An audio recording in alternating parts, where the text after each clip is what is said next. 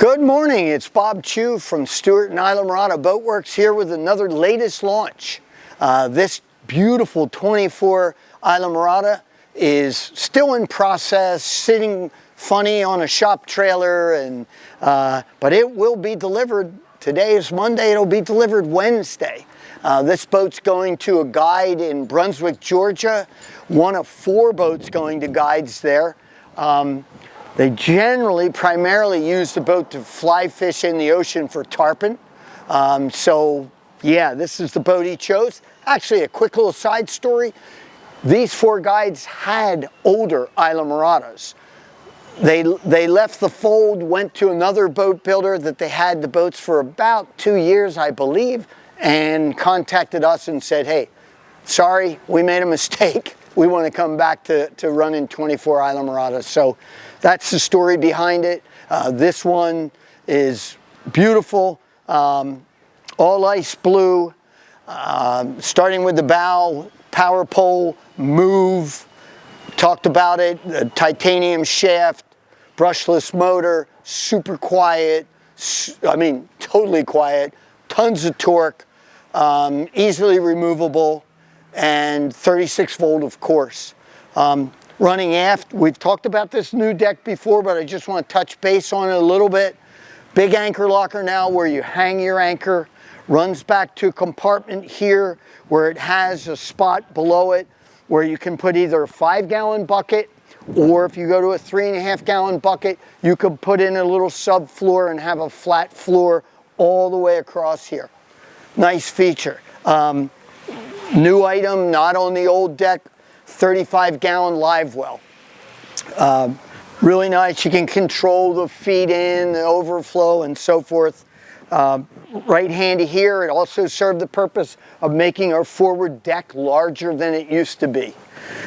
So 2 purposes there, two benefits. Moving on the sides, huge rod locker hatches, bigger than the old ones. We went from 7.5-foot rod storage to 9-foot storage. So super nice, all well thought out, and deep gutters like we put on the 18 Isla Morada skiff. Deep, wide gutters to keep all these compartments dry. A huge improvement over the forward deck, the previous deck. As you move aft, he's got a couple additional rod holders in the floor. This is normally, you probably can't see this from that vantage point, but this is an in-the-floor fish box as standard. It can be insulated with a pump to pump overboard. In this case, he's used to carrying, on his previous Isla Morada, all of his customers' life jackets, his clients' life jackets. So he actually paid to have us cut out the fish box that's in here. So he's got a larger storage area than normal. They don't keep a lot of fish, and so he chooses this to be more of a storage area for him.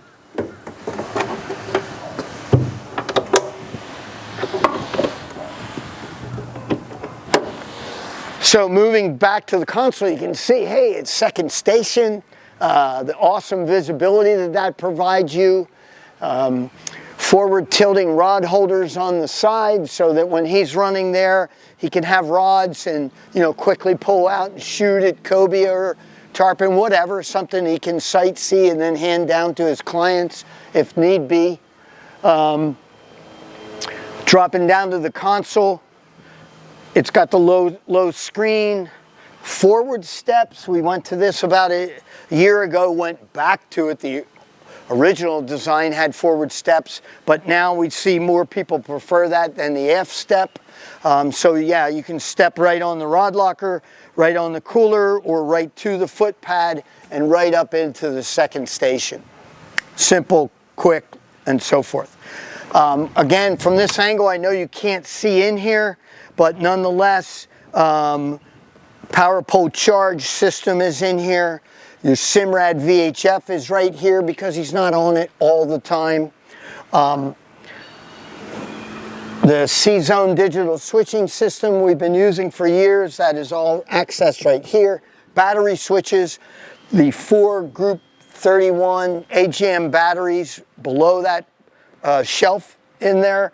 Also, he can charge right there his control for his power poles and his power pole trolling motor. That's new now, so if you have both those items, one remote operates both of them. It's really cool. If you had to get into the batteries, you would move this optional Half Moon 55 quart Frigid Rigid cooler out of the way, open this door, and access to the batteries immediately there. So super clean, something you've seen before, but you know, it's always nice to see it again, especially on the new deck. So back here at the helm, you know, it's beautiful, straightforward. Like if you're familiar, it's the same console as we've always built. He's got two 12-inch Simrads, the CL5 Yamaha gauge, which is standard on this boat. You know, tilt helm, controls for the jack plate, Lenco trim tab switch, the Yamaha controls, the C-Zone digital switching with the voltmeters here for the batteries to give you updated readings, access down here below for pumps, glove box here. You can access the top from here. You can still, we have the step, and up on top. So that's one way, or a step here and on top. So both ways are available. Cool second station, pretty much what you're used to seeing. It's got a 10-inch Simrad above. The only difference here is, yeah, these forward-facing rod holders that I pointed out earlier. Also these gem coastal outrigger bases. You could put a 12 or a 15-foot gem carbon fiber outrigger there. It also allows you to put a shade up by gem. So if you're fishing here, you know, his clients would be out of the sun. But here's the big thing for me. This is the standard leaning post, and I believe this is the first one we've done without the leaning post live well with the new deck. So the beauty of this is, look how much space you have here in the cockpit. And this is one of the biggest reasons that we redesigned the deck, besides the old deck being worn out. A lot of these customers are using the boat offshore. More maybe than before, I don't know. The boat's been used often offshore out of Venice, Louisiana, 70 miles out for yellowfin tuna, down in the Keys, fishing sailfish tournaments in the winter, believe it or not. But the biggest thing was these rods used to come and interfere as you're trying to walk across the back here. So we heard that and heard it, had to do a new deck, so why not do it with this feature here? This much working space aft. Two people can easily walk past one another here, which is pretty remarkable, especially compared to our old deck. Okay, so as we move to the aft deck, 4-hatch configuration like before, but a little different. These compartments are now glassed on from the underside, as opposed to being part of the deck mold. So you haven't lost all the space in there, even though we moved the aft deck back 11 inches. Big gutters, big drains, real nice molded compartments, storage, and so forth. They can be insulated like it is on this boat. They can be plumbed to a diaphragm pump to pump overboard if you so desire. Two of those, 25-gallon live well dead center. Again, you can control the amount of water in this, the amount of inflow, the amount of flow out. So you can have crabs and shrimp in here with a couple gallons if you want. Really, you know, functional way of plumbing the live well. Bilge access, huge, bigger than before.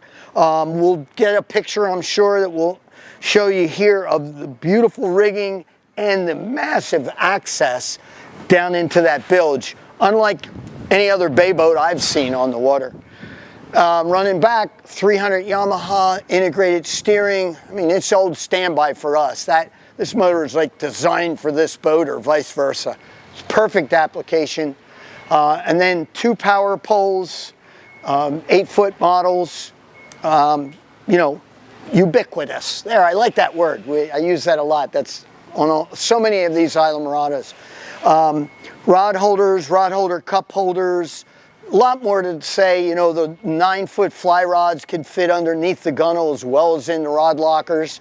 So it's big for these guys, and so forth. So with that, I'm going to say thanks for watching. We're here in Stuart, Florida. We'd love to build one of these boats for you. It is a lifetime boat. The best riding, performing bay boat on the water, built to last forever. Give us a call. Stuart Boat Works and Islamorada Boat Works in Stuart, Florida. Thanks very much.